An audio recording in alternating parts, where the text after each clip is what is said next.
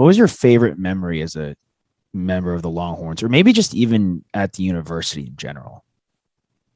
Honestly, like I mentioned earlier, we weren't great when I was there. We typically it was like 4 or 5 lost seasons, So we played for the Big 12 championship once, did not win it. But so that same year we got invited to play in the Alamo Bowl against Oregon State. Mm-hmm. This is 2012, end of 2012. And my best friend in the military, Brad, had ended up dying on December 13th, 2012. We already knew we were playing in the Alamo Bowl. I think we were just starting bowl practices and everything. And I went and told Coach Brown like what had happened, and he actually asked me if I wouldn't mind addressing the team and kind of mentioning, talking about Brad and what he meant to me and all that. And I did that. And then his wife called me a few days later and asked if I would be a pallbearer in the funeral. And I said, of course, and I think the game was on the funeral was on December 23rd or something. The game was on the 28th or something like that, So the team was already going to be out in San Antonio for bowl prep for the actual week of, bowl practices that are on site. And I went to flew to North Carolina,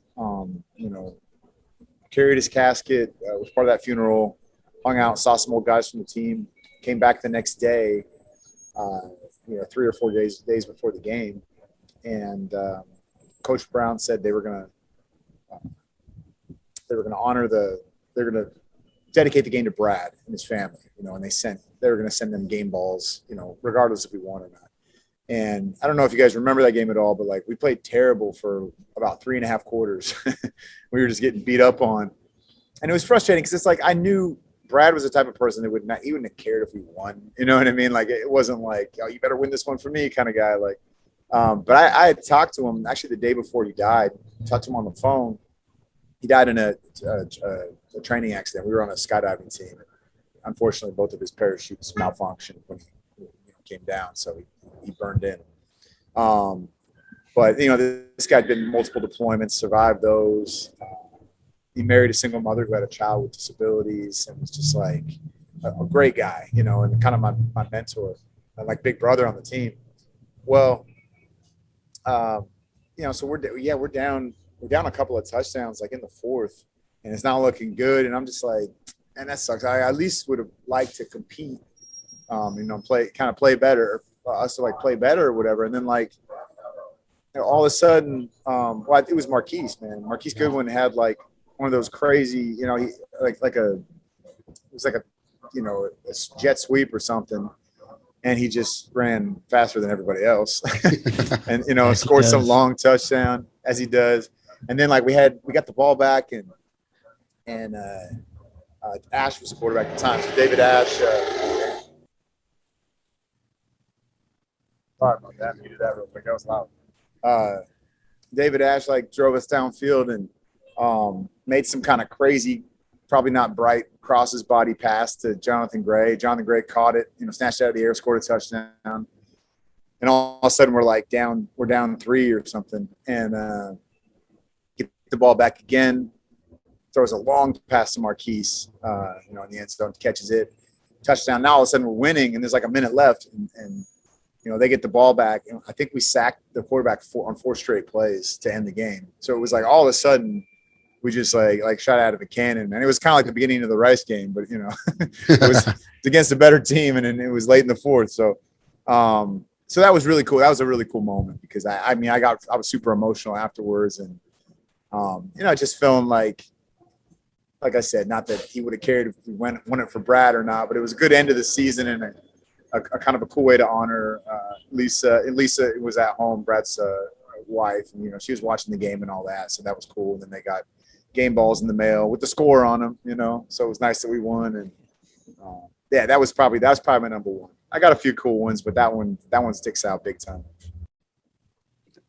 Sure, that's pretty cool, man.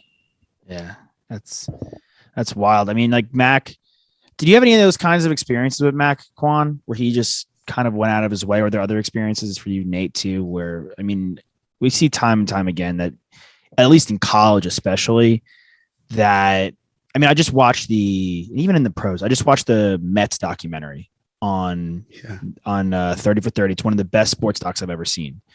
And a big takeaway I had was that Davey Johnson had forced Dwight Gooden to come up from the minors early. He's like 19 years old. And all his mentality was, as long as he plays well on the field, it doesn't matter what they do in between innings, even, let alone when they're not at the ballpark. And get where he's coming from. But in many ways, he failed him. He failed a young player. And it seems to me that a lot of these a big part of being a college coach that goes like the story like that, no one would ever know that Mac did that, unless you just told us now, Nate. And a big part about college coaches is, not just being an X and O's guys, but as I say, being a Jimmy and Joe guy, like even more so, and helping guide and shape these young minds and like these athletes and preparing them for life, whether they go to the NFL or not. And life outside of the locker room. So, I mean, hearing that story is great. If you had any others, or any other examples. Man, dude, we need hours and hours to. Yeah, I'm glad we have a podcast.